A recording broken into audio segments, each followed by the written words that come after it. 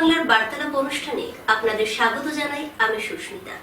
আমাদের আজকের এই বার্তালাপ অনুষ্ঠানে বিশেষ অতিথি হিসেবে রয়েছেন উত্তর করিমগঞ্জের বিধানসভা নির্বাচনের সম্ভাব্য প্রার্থী বিশ্বজিৎ ঘোষ মহাশয়। প্রথমেই আপনাকে স্বাগত জানাই আমাদের আজকের এই অনুষ্ঠানে। আমরা কথা না বাড়িয়ে আমাদের আজকের অনুষ্ঠানের মূল পর্বে চলে যাচ্ছি। প্রথমেই আমি আপনার কাছে জানতে চাইব, আপনি একজন মার্শাল আর্টের শিক্ষক হয়ে হঠাৎ রাজনীতির ময়দানে নামার পরিকল্পনা কেন করলেন? মার্শাল আর্ট তো ছোটবেলা থেকে করছি আমি প্রথমে দর্শকদের আমি নমস্কার জানাচ্ছি এবং সঙ্গে ইংরেজি নববর্ষের প্রীতি ভালোবাসা শুভেচ্ছা সবাইকে। তো আমি আপনার কোয়েশ্চনের আনসার দিচ্ছি। মার্শাল আর্ট আমি একদম ছোটবেলা থেকেই করছি, আর তোর সঙ্গে আমি যখন ছাত্র ছিলাম, ছাত্র জীবন থেকেই আমি ছাত্র রাজনীতি থেকে আমার রাজনীতি শুরু হয়েছে। ছোটবেলা থেকে যখন আমি কলেজে পড়তাম, করিমগঞ্জ কলেজের জেনারেল সেক্রেটারি, তারপরে এনএসইউ এর প্রেসিডেন্ট, ইউথ কংগ্রেসের প্রেসিডেন্ট, ডিস্ট্রিক্ট কংগ্রেসের general secretary, vice president, working president. আমি একদম গ্রাসরুট থেকে একদম ছোটবেলা থেকে যেভাবে মার্শাল আর্ট আমি স্টার্ট করেছিলাম, ঠিক সেভাবেই আমি রাজনীতিও তখন থেকে শুরু করেছিলাম। অ্যাকচুয়ালি সমাজসেবামূলক কাজ করতে আমি অনেক ভালোবাসি, আর সব সময়ই মানুষের পাশে যখনই প্রয়োজন হয় মানুষের পাশে আমি থাকি। বাট আমি হঠাৎ করে রাজনীতিতে নামিনি, আমি রাজনীতিতে অনেক আগে থেকেই ছিলাম। তবে উত্তর করিমগঞ্জের হয়ে প্রতিদ্বন্দ্বিতা করার পরিকল্পনা কেন? উত্তর করিমগঞ্জে বিধায়ক কমলাক্ষ দে পুরকাইস্ত যখন প্রথমবার নমিনেশন পেয়ে জয়ী হয়েছে, তখনই আমার নাম আসছিল। আমাকে আমার সভাপতি ছিল, স্টেটের যিনি সভাপতি ছিলেন, উনি আমাকে বলেছিলেন নমিনেশন দেওয়ার জন্য। আমার রাজনীতি গুরু কেতকী প্রসাদ দত্ত আমাকে বলেছিলেন যে নমিনেশন দেওয়ার জন্য। বাট আমি উনাকে দেখতে চেয়েছিলাম, কেতকী প্রসাদ দত্ত মহাশয়কে, যে উনি 28 মাস বিধায়ক ছিলেন, তারপরে অনেক চেষ্টা করেছিলেন, কিন্তু উনি জিততে পারেননি। কিন্তু আমার ইচ্ছা ছিল, কেন কি উনি আমাকে রাজনীতিতে ইনভলভ করেছেন, আর উনাকে চেয়েছিলাম একবার বিধায়ক হিসেবে দেখতে, যার জন্য উনি আমাকে বলেছেন। তা সত্ত্বেও আমার নমিনেশন দাখিল করিনি। বাট তখন কমলাক্ষ যখন নমিনেশন পেয়েছে, তখন ইউথ কংগ্রেসের কোটায় পেয়েছে, আর সেই দিনকার ইউথ কংগ্রেসের ডিস্ট্রিক্ট ইউথ কংগ্রেসের সভাপতি আমি ছিলাম। তো যার ফলে আমি আর যখন হয়ে গেছে, ঠিক আছে, ভালো কাজ করছিল দেখে ওকে সমর্থন করেছি, যেহেতু আমাদের কংগ্রেসেরই বিধায়ক, আর আমি যেহেতু কংগ্রেস করি, তার জন্য আমার নৈতিক দায়িত্ব যে বিধায়ক হবে বা ক্যান্ডিডেট হবে, ওকে আমার তরফ থেকে, আমি যেহেতু কংগ্রেস করি, কংগ্রেসের তরফ থেকে ওকে সাহায্য সহযোগিতা করা, ওর জন্য আমি কাজ করে ওকে কিভাবে জিতানো যায় সেই চিন্তা করা, সেইগুলোই আমি করেছি। বাট যখন ও আমার দল থেকে চলে গেছে, তখনই আমাকে ডাকা হয়েছে, আমি ছিলাম না ইন্ডিয়াতে, ডাকা হয়েছে যে কমলাক্ষ চলে গেছে, এখন তুমি এসে রেসপন্সিবিলিটি, দায়িত্ব নেওয়ার জন্য। যখন বলেছিলেন আমার স্টেটের প্রেসিডেন্ট, তখনকার দিনে যে ছিলেন, উনি আমাকে বলেছিলেন, ওনার ডাকে সাড়া দিয়ে আমি কংগ্রেস সংগঠনকে বা কংগ্রেসের হয়ে কাজ করার জন্য আমি আমার পরিবারকে ওখানে রেখে আমি এসেছি এবং নিষ্ঠার সহিত কাজ করে যাচ্ছি। যখন জায়গা হয়েছে, আমি মনে করছি ভগবান আমাকে জায়গা করে দিয়েছেন, জায়গা হয়েছে, আমারও ইচ্ছা ছিল, কিন্তু যখন দেখেছি বিধায়ক কমলাক্ষ ভালো কাজ করছে, তো সেই ইচ্ছা আর আমার চলে গেছিল। কিন্তু উনি যখন জাম্প করেছেন, দল ত্যাগ করেননি, হয়তো কংগ্রেসের থেকে বিজেপির সমর্থন করেছেন, তো আমাদের কংগ্রেসে আর নাই, ওনার শুধু বডি, শুধু বডি আছে, ওনার আত্মাটা চলে গেছে আমি মনে করি বিজেপিতে। উনি বিজেপির হয়েই কাজ করছেন, যার জন্য আমাদের কংগ্রেসের এই নর্থ করিমগঞ্জ জায়গাটা খালি হয়েছে। তো সেই খালি হওয়ার দরুন যখন আমাকে ডাকা হয়েছে, তো আমি ওদের ডাকে সাড়া দিয়ে আমি কাজ করছি, কংগ্রেসেরই কাজ করছি। হ্যাঁ। আর সঙ্গে যখন দেখলাম 26 আসছে, তো আমি কেন ক্যান্ডিডেট হতে পারবো না নাকি? আমারও তো অধিকার আছে, রাইট আছে, কেন কি আমি একদম ছাত্র জীবন থেকে করছি, 37 বছর থেকে, 37 বছর হয়ে গেছে আমি কংগ্রেস করছি। একবারের জন্য আমি অন্য কোথাও যাইনি। আমি টোটাল 37 ইয়ার্স আমি কংগ্রেস করছি আমার ছাত্র জীবন থেকে। যাই হোক, আজকে আমি ক্যান্ডিডেট হয়েছি, সবাই আমাকে ভালোবাসছে, সাপোর্ট করছে, সহযোগিতা করছে, সবাই করছে। যদি ঠাকুরের আশীর্বাদে আমার হাইকমান্ড আমাকে টিকিট দেয়, তাহলে হয়তো আমার স্বপ্ন সত্যি হবে। ভগবানের আশীর্বাদে আমি মনে করি আমাকে যারা ভালোবাসে বা যারা আমাকে ভোট দিবে, আমি জয়ী হতে পারি, জয়ী হওয়ার চান্স অনেক বেশি আছে। 2026 বিধানসভা নির্বাচনে কংগ্রেস কি আপনাকে দলীয় প্রার্থী করবে? আমার যে বায়োডাটা আমি দিয়েছি, আমার বায়োডাটা মধ্যে বা আমার পার্টি যে নীতি আছে, হ্যাঁ। সেইগুলা যদি ওরা ফলো করে, তাহলে আমি মনে করছি বা আমার সঙ্গে পাবলিকও মনে করছে যে আমাকে ছেড়ে অন্য কাউকে মনে হয় না দেবে বলে, আমি সেটা মনে করছি। আর আশা করি আমি টিকিট পাবো, কারণ কি হাইকমান্ড যা জিনিস ওদের প্রয়োজন, যা রিকোয়ারমেন্টের প্রয়োজন আছে, আমার সিবিতে তার থেকেও বেশি আছে, তার জন্য আমি আশাবাদী আমার হাইকমান্ড আমাকে টিকিট দিবে। প্রার্থিত্ব না পেলে নির্দল বা অন্য কোনো দলের হয়ে কি খেলবেন? আমাকে দল থেকে সরানোর জন্য অনেক চেষ্টা আগেও চালিয়েছে। যখন কংগ্রেস দুর্বল ছিল, কংগ্রেস আসামে ছিল না, ভারতবর্ষে কংগ্রেস ছিল না, অনেক চেষ্টা করেছিল। কিন্তু যেহেতু ভারতবর্ষ একটা ধর্ম নিরপেক্ষ রাষ্ট্র আর কংগ্রেস একটা ধর্ম নিরপেক্ষ দল, তো আমি পছন্দ করি ধর্ম নিরপেক্ষতা। আমি সবাইকে নিয়ে ভালোভাবে ভালোবাসার মাধ্যমে, ভালোবাসার সহিত সবাইকে নিয়ে থাকার আমার খুব থাকতে আমার খুব ভালো লাগে। যার জন্য আমি মনে করি এই দেশে বর্তমান পরিস্থিতি ধর্ম নিরপেক্ষতাই সবচেয়ে বড় জিনিস। কারণ আমাদের মধ্যে যে ভ্রাতৃত্ববোধ আছে, আমাদের মধ্যে যে ভালোবাসা, ফ্রেন্ডলি রিলেশন আছে, সেটা ধর্ম নিরপেক্ষতা না থাকলে হবে না। কেন কি ভারতবর্ষের মধ্যে বিভিন্ন জনজাতি গোষ্ঠীর মানুষ আছে, আর এই দেশ স্বাধীন হয়েছে সবার দ্বারাই, যার জন্য সবাই মিলেমিশে থাকা আমি মনে করি প্রয়োজন আছে। তার জন্য আমি ধর্ম নিরপেক্ষতাকে আমি পছন্দ করি। উত্তর করিমগঞ্জে এমন কি কাজ রয়েছে যেটা আপনি নির্বাচনে জয়ী হলে আপনি করবেন বলে আশাবাদী? উত্তর করিমগঞ্জে তো বর্তমান অবস্থায় অনেক কাজই আছে। আমাদের রাস্তাঘাট, হসপিটাল, পিএইচই, সব জায়গা নষ্ট হয়ে যাচ্ছে। তো সেই জায়গাগুলোকে ঠিক করতে হলে সঠিক একজন নেতার প্রয়োজন আছে, যার অন্য কোনো কিছুর লোভ নাই, এরকম মানুষ যে শুধু মানুষের জন্য কাজ করবে। এবং এইগুলা জিনিসে যাতে একটা মিনিমাম একটা জিনিস, আজকে আমাদের পেটে ব্যথা হলে আমরা যদি হসপিটালে যাই, তাহলে হসপিটাল থেকে প্রথমেই ওকে রেফার করে শিলচর পাঠিয়ে দেয়। আজকে কারো যদি হাত কেটেছে বা হাত ভেঙেছে, তো হসপিটাল গেলে ওটাকে ফরওয়ার্ড করে দেয় শিলচর মেডিকেল কলেজে।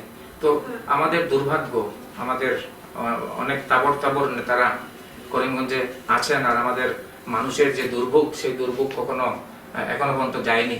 তো আমি চেষ্টা করব, আমি যদি দুর্গামার আশীর্বাদে যদি আমাকে নমিনেশন দেয় আমার হাইকমান্ড, এবং যদি আমার উত্তর করিমগঞ্জের জনসাধারণ আমাকে যদি ভোট দিয়ে জিতায়, তাহলে আমি প্রথমে ওইগুলা দিকেই চেষ্টা করবো যে আমাদের যেগুলা জিনিস আছে ওগুলা চলছে না বন্ধ আছে।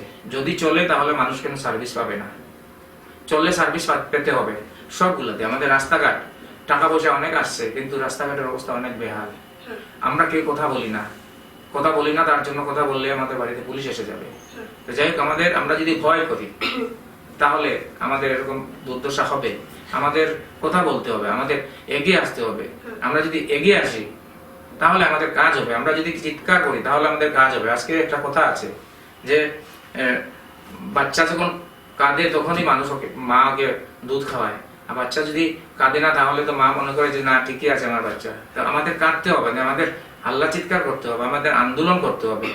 যদি আমরা আন্দোলন করি তাহলে আমাদের এইগুলা সমস্যা সমাধান হবে। আমরা এখন করিমগঞ্জের জনসাধারণ আন্দোলনমুখী এখন নাই, এখন সব ভয়ে ঘরে বসে আছে। একটা হিন্দিতে কথা আছে, जो डर गया सो कर गया।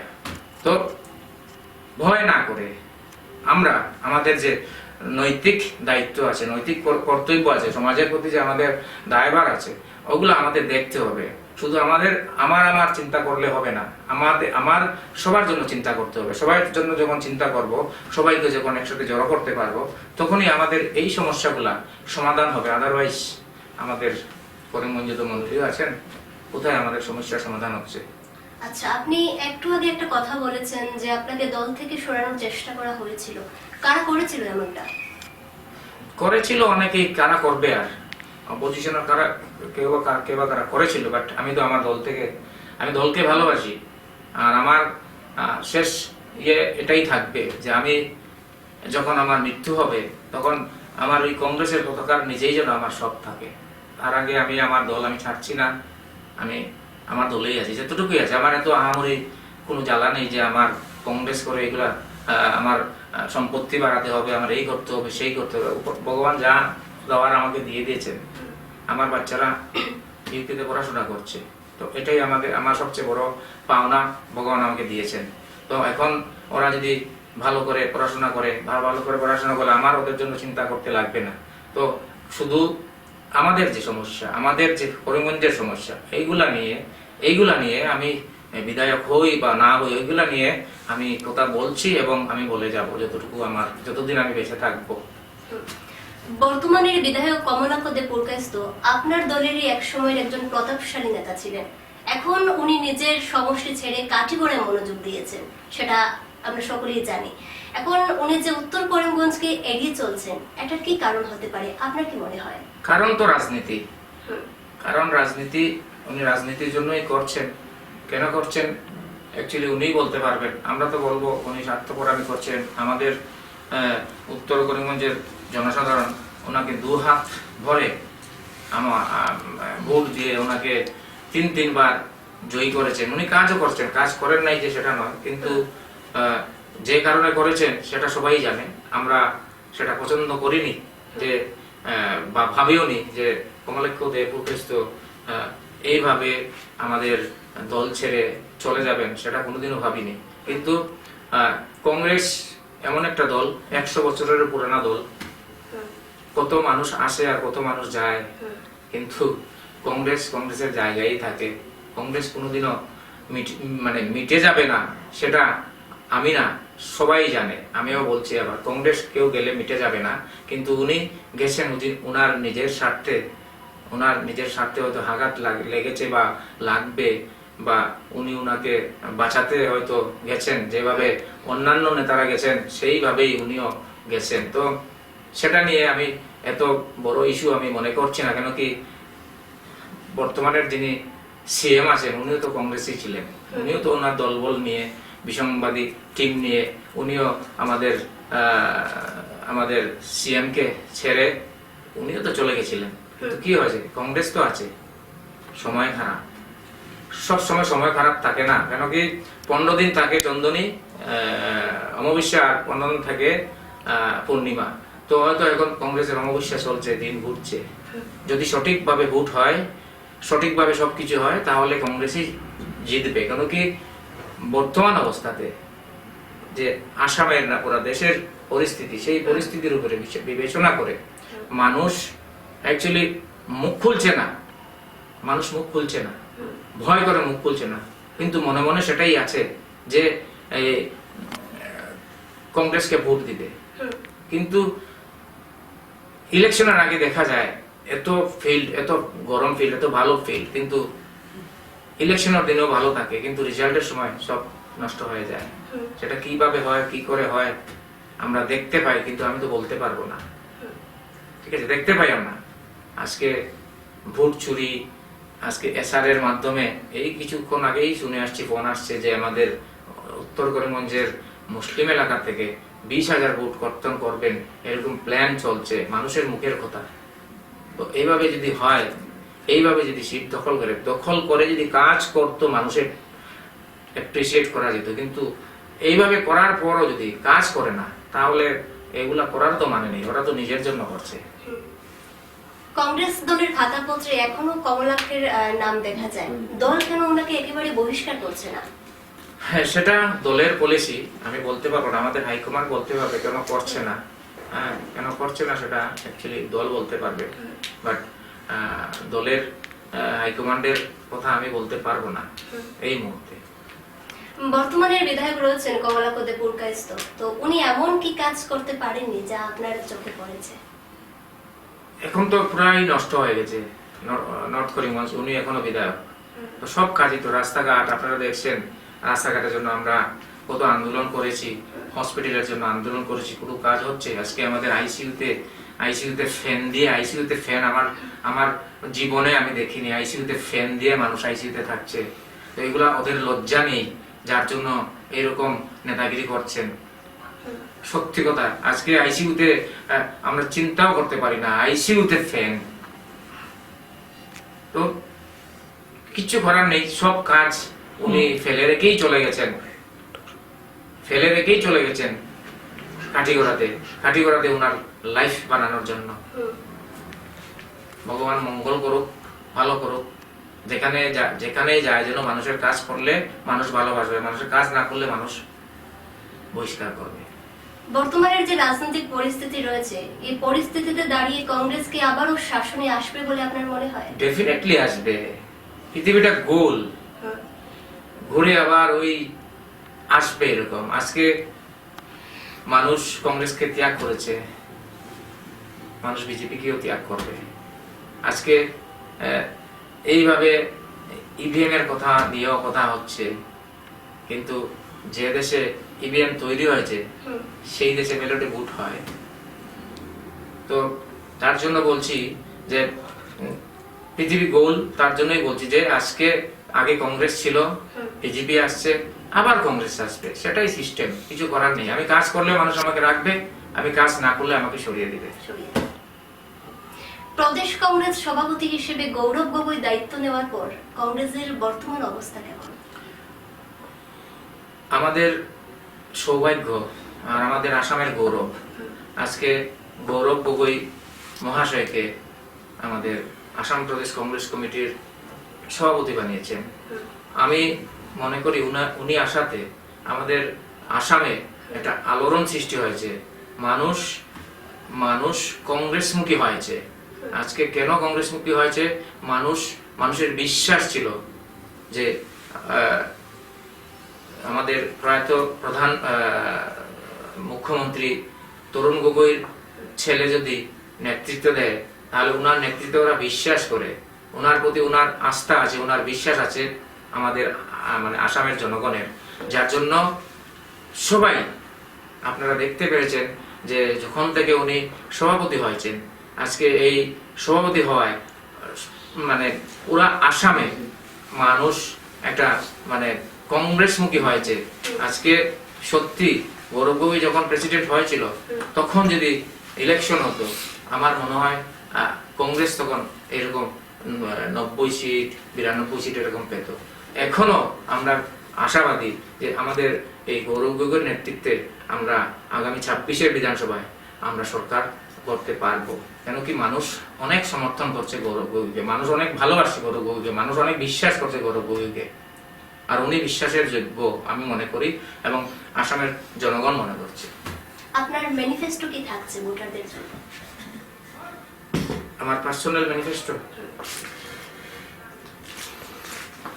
ম্যানিফেস্টো তো আমি মনে করি জনসেবা।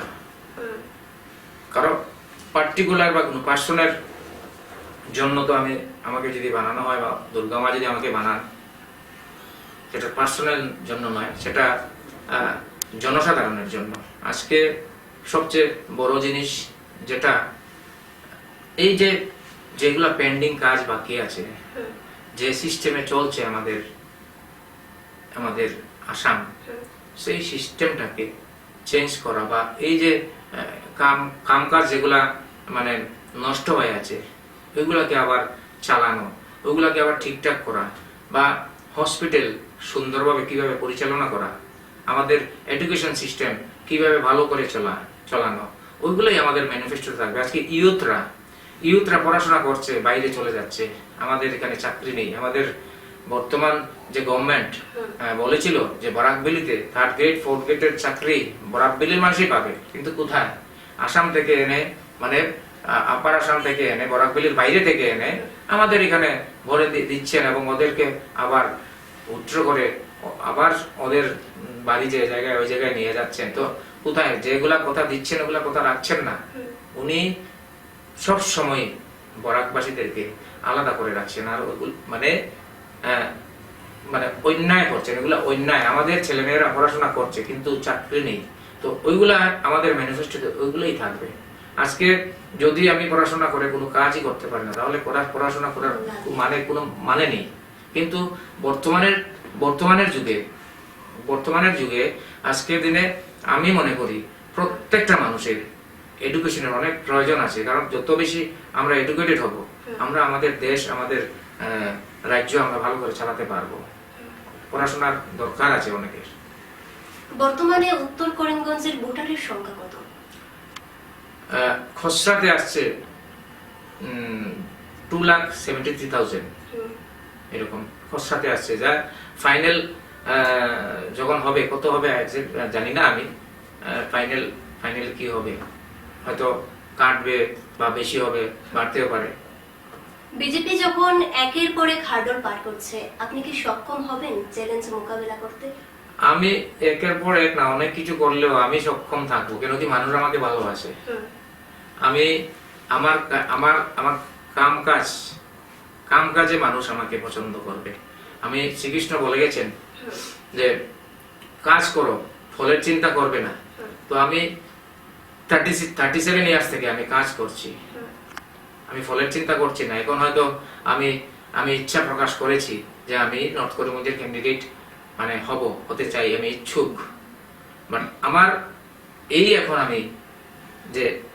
আমি অ্যাপ্লাই করেছি, আমি ক্যান্ডিডেট হিসাবে, তো আমার এখান থেকে কাউন্ট হবে না। আমার তো কাউন্ট, আমি কাজ করে আসছি 37 ইয়ার্স থেকে, তো ওইগুলা কাউন্ট। আমি ওইগুলার কথা বলছি, যে কৃষ্ণর কথা সেটাই বলেছি যে কাজ করে যাও, ফলের চিন্তা করবে না, ফল 26 এপ্রিল মাসে আসবে। বর্তমানে কংগ্রেস দল অনেকটাই শক্তিশালী, তারপরেও বিহারে কংগ্রেস ভরাডুবি কেন? সেটা আমার হাইকমান্ডই বলতে পারবে। যেটা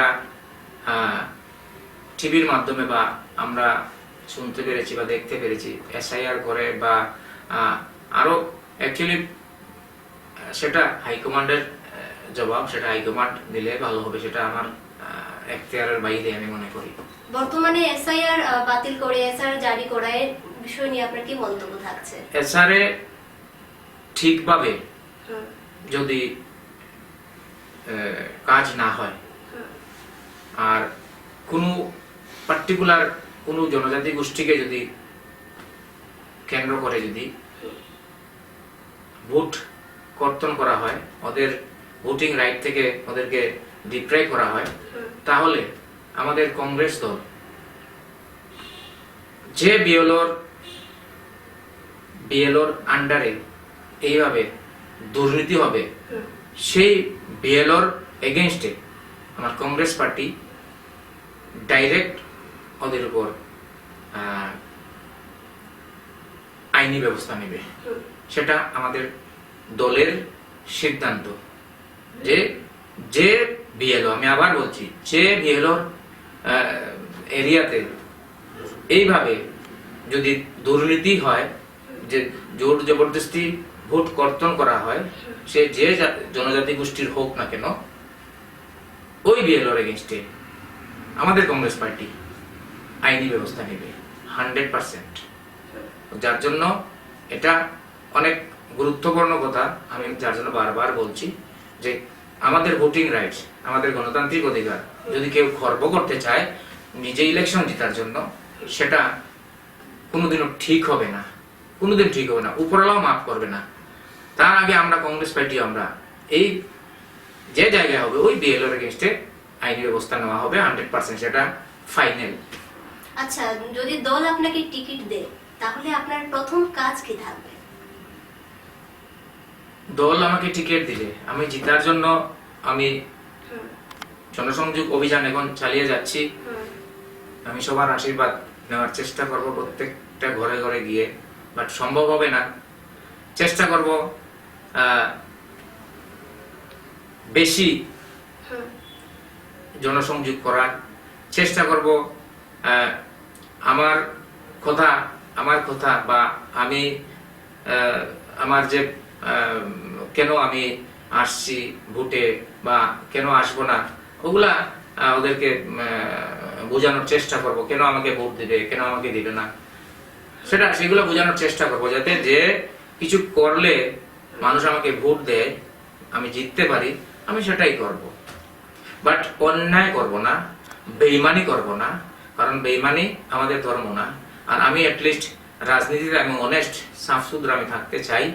আমি জানি ইলেকশন খেললে অনেক মানে মিথ্যা অপবাদ লাগানো হয়, বা সেটা আমি পরোয়া করি না।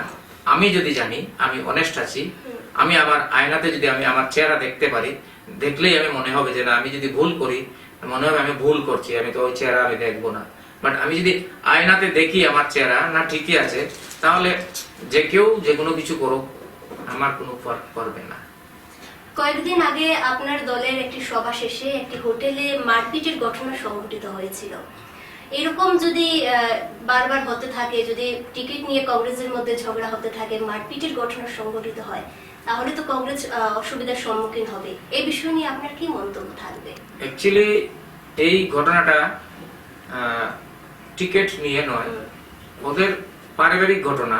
আচ্ছা, আমাদের সভা হয়েছিল, তো সবার পরে যখন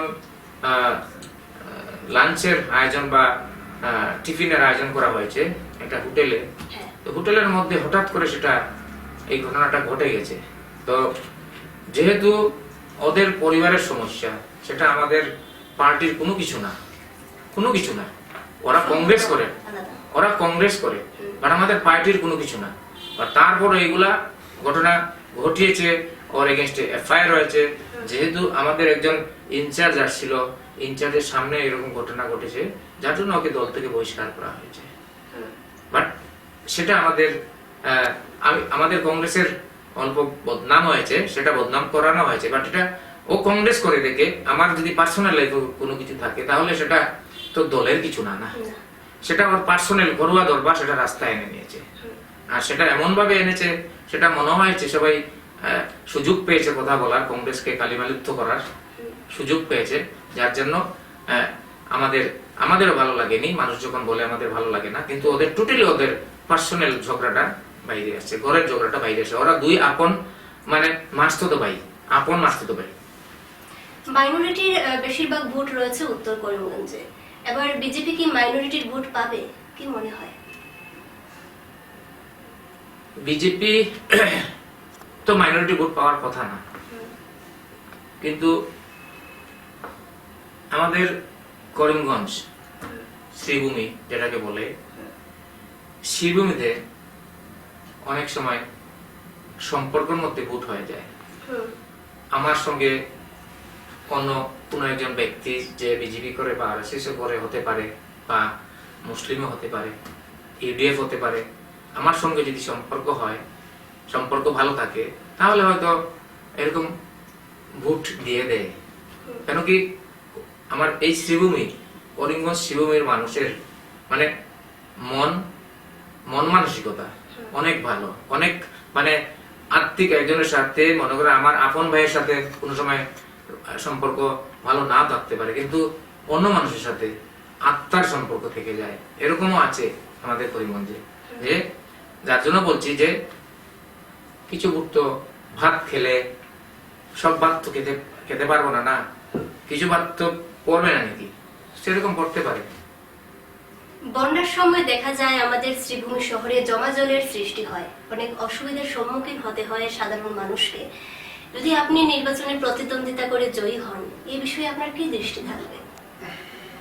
আমি আগেই বলেছি, আমি ছোটবেলা থেকেই সামাজিক কাজে আমি ইনভলভ আছি। আর আমি জয়ী হই না হই সেটা হলো পরের কথা। মানুষের ডাকে ছুটে যাওয়া সেটা হলো প্রত্যেক মানুষের কর্তব্য। একটা কথা আছে, মানুষ মানুষের জন্য। তো সেটা একটা বড় সমস্যা আমাদের শহরের, যেটা মিউনিসিপ্যালিটি টেকনিক্যাল ফল্ট। ঠিক আছে, ওরা রাস্তাঘাটে টাকা পয়সা দেওয়ার আগে আমি মনে করি ড্রেনগুলোকে কিভাবে ক্লিয়ার করা যায়, ড্রেনগুলোকে কিভাবে বড় করা যায়, ড্রেনগুলোকে কিভাবে মানে যেগুলা এনক্লোজ করে আছে ওগুলাকে ঠিক করা যায়, ওইগুলা যদি আগে মানে ঠিক করে ড্রেনের অবস্থা যদি ভালো করে, তাহলে আমাদের রাস্তাঘাট ভালো থাকবে। জল হয়তো এরকম আসবে না, আগে তো এরকম আসতো না, এত জল আসতো না, এখন যেভাবে জল আসছে।